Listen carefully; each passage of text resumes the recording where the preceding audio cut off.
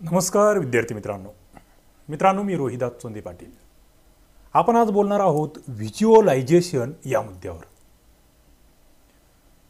आता हे जे बोलणार आहे मी स्वतः अनुभवलेलं आहे. माझी स्वतःची डायरी या ठिकाणी आहे. एक रोजनिशी मी लिहायचो जेव्हा मी अभ्यास करायचो. 2010-11चा कालखंड. डीएड नुकतं संपत होतं आणि मी स्पर्धा परीक्षेमध्ये त्या ठिकाणी उतरत होतो. मग नेमकं व्हिज्युअलायझेशन म्हणजे तुम्ही पोलीस भरती करत असाल, MPSC करत असाल, राज्यसेवा, UPSC, पोस्टमन, MTS भरती, कोणत्याही परीक्षेची तुम्ही जर तयारी करत असाल आणि तुमच्या समोर एक विशिष्ट ध्येय असेल तर तुम्ही ते कसं गाठू शकतात याच्यावर मी आज बोलणार आहे. मी STI रोहिदास चोंदे पाटील. एक गोष्ट लक्षात ठेवा, ती म्हणजे प्रत्येक बाब आपल्या आयुष्यामध्ये दोनदा घडत असते. एकदा तुमच्या मनामध्ये आणि एकदा प्रत्यक्षात. कशी घडते ते मी स्वतः अनुभवलेलं आहे आणि तुम्ही सुद्धा अनुभवणार आहात. शेवटपर्यंत या ठिकाणी मी ज्या पद्धतीने तुम्हाला ज्या टेक्निक्स सांगणार आहे व्हिज्युअलायझेशनच्या, किंवा ज्या पद्धतीने एकाग्रता कशी असली पाहिजे, आपलं अभ्यासावरचं आपलं टार्गेट आपण कसं निश्चित केलं पाहिजे, आपण आपल्या टार्गेटपर्यंत कसं पोहोचू शकतो, हे जर तुम्हाला समजून घ्यायचं असेल तर शेवटपर्यंत हा व्हिडिओ बघा. नक्कीच तुमचं लाईफ या व्हिडिओमधून चेंज झालेलं असणार आहे. माझी डायरी आहे, त्याच्यात मी त्यावेळेस जे लिहिलेलं आहे, माझे टार्गेट्स, मी कशा पद्धतीने विचार करत आलो, कशा पद्धतीने मी या ठिकाणी माझ्या पातळीवर माझे टार्गेट्स अचीव केले, हे तुम्हाला या डायरीतून शिकायला भेटणार आहे आणि तुम्ही तुमच्या टार्गेटला त्या पद्धतीने अचीव करू शकतात. बघा, एक वाक्य आहे, तुम्ही ते लिहूनच घेऊ शकतात. माझ्या डायरीमध्ये लिहिलेलं आहे, प्रत्येक गोष्ट दोनदा घडते. किती? 2 वेळेस. एकदा आपल्या स्वतःच्या मनात आणि दुसऱ्यांदा प्रत्यक्षात. तुम्हाला डेप्युटी कलेक्टर बनायचंय, तुमच्या डोक्यात आधीच घुसलं पाहिजे, अरे मला डेप्युटी कलेक्टर बनायचंय. तुम्हाला पोलीस बनायचंय, PSI बनायचंय, तुम्हाला ती खाकी वर्दी दिसली पाहिजे. तुम्ही खाक्या वर्दीमध्ये आहात, त्या ठिकाणी त्या गाडीत बसलेले आहात, काहीतरी तपास करता आहात, हे तुमच्या डोळ्यासमोर आलं पाहिजे. तुम्हाला तहसीलदार बनायचे, तुम्हाला ती तहसीलदाराची गाडी दिसली पाहिजे. आधी तुमच्या मनात हे सगळं आलं पाहिजे आणि नंतर ते प्रत्यक्षात घडणार आहे. वाक्य महत्वाचं आहे, लिहून घ्या. आता बघा, जसे आपल्याला बनावशी वाटते ना, घडावशी वाटते, ती वाक्य, ते शब्द स्वतःसाठी तुम्ही जाणीवपूर्वक वापरले पाहिजेत. जाणीवपूर्वक वापरले पाहिजे. मी हे बनणार आहे. मग हे वापरत असताना फक्त हवेमध्ये गप्पा मारणं हा अर्थ नाही आहे. त्याला अभ्यासाची जोड द्यावी लागेल, त्याला मेहनतीची जोड द्यावी लागेल. मग आपल्याला जे काही बनायचं आहे ते दृश्य आपल्या डोळ्यासमोर आली पाहिजे. व्हिज्युअलायझेशन टेक्निक सांगतोय मी. हे सगळं मी लिहिलेलं आहे. माझ्या डोक्यात तेव्हा जे काही विचार येत होते तेव्हा मी माझ्या डायरीमध्ये लिहित होतो. मी काय प्रयोग केला होता तो तुम्हाला सांगतो. त्याच्यानुसार तुम्ही स्वतः अशी एक डायरी लिहा. मी जसं लिहिलं याच पद्धतीने लिहून काढा. ते दररोज सकाळी वाचण्याचा प्रयत्न करा. नक्कीच तुम्ही तुमच्या ध्येयापर्यंत लवकरात लवकर पोहोचा. मी काय लिहिलं होतं माझी डायरी तुम्हाला सांगतो. मी लिहिलं होतं, दररोज खालील बाबी मनचक्षु समोर पहा. स्वतःला मी सांगितलेलं होतं. मी दररोज नियोजनानुसार, तेव्हा मी अभ्यास करत होतो खरं म्हणजे शिक्षक बनण्यासाठीचा, डीएड CETचा. मात्र मित्रांनो, अभ्यास कशाचाही असू द्या, UPSC, MPSC, combine, police, postman, कोणत्याही परीक्षेचा असू द्या, तुम्ही जर या पद्धतीने गेलात तर तुम्ही सक्सेस झाल्याशिवाय राहणार नाहीत. कारण की हे मी अनुभवलेलं आहे. मी काय लिहून ठेवलं होतं, अशीच प्रार्थना म्हणूया आपण याला, एक ध्येयाची निश्चिती म्हणूया. तुम्हाला हे लिहून ठेवावं लागेल. मी लिहिलं होतं, मी दररोज नियोजनानुसार गणित, विज्ञान, इंग्रजी, मराठी, GK आणि डीएडचा अभ्यास जोमाने व नियोजनानुसार करतो आहे. बघा, तुम्हाला हे लिहून ठेवायचं आहे. तुम्ही ज्या परीक्षेची तयारी करता आहात, तुम्ही MPSC करत असाल, पोलीस भरती, PSI, ASO, सरळ सेवेची एखादी एक्झाम, तलाठी, ग्रामसेवक, आरोग्यसेवक, पोस्टमन, MTS भरती, लिहून ठेवा की माझा हा सिलेबस आहे. मी हा दररोज याला विशिष्ट नियोजनानुसार अभ्यासतो आहे. लिहून ठेवा वाक्य. हे दररोज तुम्हाला वाचायचं आहे. पुढे मी नियोजन करतो आहे, मी त्याचं काटेकोरपणे पालन करतो आहे व यावेळी 1 मिनिटाचाही अपव्यय माझ्याकडून होत नाहीये. मित्रांनो, ही स्वतःने केलेली प्रार्थना आहे आणि हिच्यानुसार तुम्हाला वागावं लागणार आहे. तरच तुम्ही सक्सेस होणार आहात. काय म्हणतोय मी, 1 मिनिटाचा अपव्यय माझ्याकडून होणार नाहीये. माझ्या परीक्षेचा एक दिवस जवळ येतो आहे. बघा, दररोज एक दिवस कमी होतोय. तुम्हाला जो अभ्यासाला वेळ भेटलेला आहे, एक दिवस माझा जवळ येतो आहे आणि तसा मी माझ्या अभ्यासाचा वेग वाढवत आहे. स्वतःला सूचना देत आहेत तुम्ही. सक्सेस होण्याचे हे फार महत्त्वाचे उपाय आहेत, हे आधी लक्षात घ्या. मी यशस्वी होणारच, शब्द फार महत्त्वाचा आहे. मी यशस्वी होणारच या आत्मविश्वासाने अभ्यास करतोय. अभ्यास करतायत, मात्र जर तुमच्यामध्ये आत्मविश्वास नसेल की मी सक्सेस होणार आहे, तर मग तुमची वाट लागली असं मी म्हणतोय. आत्मविश्वास असला पाहिजे, नाहीतर मग टाइमपास करणार. तुम्हाला मी सांगितलंय 95% 5%. 95% टाइमपास आहे, भुसा आहे, भुसकट आहे, ढेकळं फोडायला जाणारे आहेत. तुम्ही 5%मध्ये तुम्हाला यावं लागेल, कारण की सगळ्यांना नोकरी मिळणार नाहीये, हे सर्वांनाच मान्य करावं लागेल. मग ते 5% मिळणार आहे. 5% या पद्धतीने पुढे गेलेत तर नक्कीच तुम्हाला कोणीच रोखू शकणार नाहीये. जेव्हा मी नोकरीला नव्हतो, जेव्हा माझ्याकडे काहीच नव्हतं, जेव्हा मी D.Ed शिक्षक पदविकाचा अभ्यास करत होतो, तेव्हा मी हे स्वतःला लिहिलेली ही प्रार्थना आहे. आणि तुम्हाला या पद्धतीने पुढे जर गेलात तर 100% फायदा होईल. पुढे मी काय म्हणतोय, दृढीकरण. बघा, दृढीकरण, सराव, अचूकता व वेगावर मी विशेष लक्ष देतोय. प्रत्येक शब्दाला फार अर्थ आहे. दृढीकरण, माझ्यामध्ये उजळणी असली पाहिजे अभ्यासाची, माझा त्याचा सराव असला पाहिजे. मी प्रॅक्टिस टेस्ट, दररोजच्या टेस्ट मी सोडवल्या पाहिजे.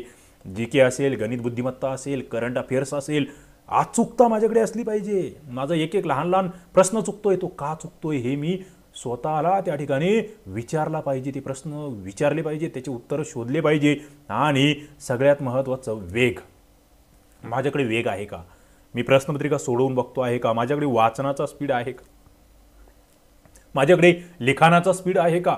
हे सगळे मुद्दे, त्याच्यावर मी लक्ष देत आहे. आणि मी इथे म्हटलं होतो, मी परीक्षेच्या 10 दिवस आधीच माझा संपूर्ण अभ्यासक्रम त्याच्यावर प्रभुत्व मिळवलेला आहे. तुम्हालाही सांगायचं आहे, 10 दिवस आधीच तुम्हाला, परीक्षेच्या 10 दिवस आधी तुमचा पूर्ण सिलेबस फक्त कंप्लीट नाही झाला पाहिजे, त्याच्यावर प्रभुत्व मिळवलं गेलं पाहिजे. आणि प्रभुत्व मिळवणं म्हणजे त्याला पूर्ण अँगलने अभ्यासणं. पुढे मी म्हणतोय, माझा पूर्ण अभ्यास झाला आहे यावर विश्वास ठेवून प्रत्येक घटकातील बारकावे पुन्हा लक्षात घेतोय. तुमच्यातले विविध विद्यार्थी आहेत, तुमच्यामध्ये वेगवेगळ्या स्टेप्स आहेत. काही विद्यार्थी अजून नवीन असतील, काही विद्यार्थ्यांचा बऱ्यापैकी अभ्यास झाला असेल, काही जण अत्यंत शेवटच्या टप्प्यावर असतील की एकदम जवळ आलेला आहे, थोडे 1-2 मार्क्सने अभ्यास जातोय, त्यांना बारकावे अभ्यासायचे आहेत. पुढे पुढे तुमच्या डोळ्यासमोर व्हिज्युअलाइज झालं पाहिजे की आता मी परीक्षागृहात जातोय, परीक्षा देण्यासाठी मी जातो आहे, मी तिथे दाखल झालेलो आहे, मी बाकावर बसलो आहे, प्रश्नपत्रिका माझ्या हातात आलेली आहे, मी ती शांतपणे वाचतो आहे. मला आनंद होतो आहे की अरे पेपर किती सोपा आहे. सोपा का? कारण की मी अभ्यास केलेला आहे. मी अभ्यास केलेला आहे. मी आता अतिशय काटेकोरपणे प्रश्नांच्या उत्तरासमोर त्या ठिकाणी टिक मार्क्स करतो आहे किंवा प्रश्न सोडवतो आहे. मला त्या ठिकाणी मी त्याच्यावर खुणा करतोय, मी पूर्ण एकाग्र आहे. बघा, पूर्ण एकाग्र आहे. पेपर सोडवत असताना माझं लक्ष अजिबात विचलित झालेलं नाही आहे. मी पूर्ण एकाग्र आहे आणि त्या ठिकाणी पेपर पूर्ण झाल्यावर मी समाधानी आहे. हे विचार तुम्हाला आजच दररोज डोळ्यासमोर आणायचे आहे, दररोज मनामध्ये आणायचे आहे, दररोज या विचारांवर काम करायचं आहे. मग बघूया तुम्हाला कसा आळस येतो, मग बघूया तुम्ही कसे अपयशी होतात, मग बघूया तुम्हाला कोण त्या यशापासून रोखतं. कोणीच रोखणार नाही आहे.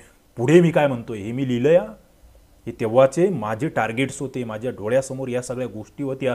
या प्रत्येकाने तुम्ही कराव्यात, माझ्या विद्यार्थ्याने, प्रत्येक म्हणजे जो प्रामाणिक विद्यार्थी आहे त्याच्यासाठी.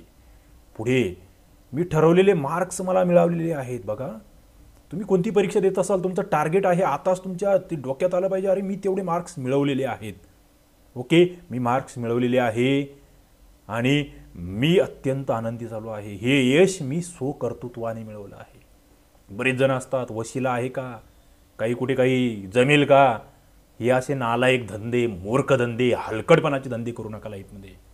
स्वतःच्या कर्तृत्वावर जो यशस्वी होतो ना, तो खरा विद्यार्थी, तो खरा माणूस. नाहीतर मग पैसे भरून लागायचे कुठेतरी, याला मी हलकट धंदे म्हणतो. माझे शब्द कसे कठोर असतात मात्र ओरिजिनल असतात. ते करू नका. स्वाभिमानाने जगा, स्वाभिमानाने जगा, मेहनत करा, यश तुमच्या हातात असणार आहे. पुढे मला आत्मविश्वास, माझं स्वकर्तृत्व, मला माझ्या जिल्ह्यात नोकरी लागली आहे. तुम्ही तेही टार्गेट ठेवू शकतात. मी सर्वांना पेढे वाटतो आहे, माझे सर्वांकडून कौतुक होते आहे, माझे शिक्षक, माझे पालक, माझे आईवडील, माझे नातेवाईक, माझे सगळे आप्तेष्ट माझं त्या ठिकाणी अभिनंदन करतायत, मी सर्वांना त्या ठिकाणी फोन लावून कळवलेलं आहे. अशा पद्धतीने तुम्हाला जायचं आहे. पुढे मी लिहिलं आहे, मी आता नोकरीवर रुजू झालो आहे. हे कधी लिहितोय मी? हे लिहितोय मी 2010मध्ये. त्याच्यानंतर मी ग्रामसेवक 2012मध्ये झालो. STI 2014च्या रिझल्टला जवळपास 15मध्ये झालो.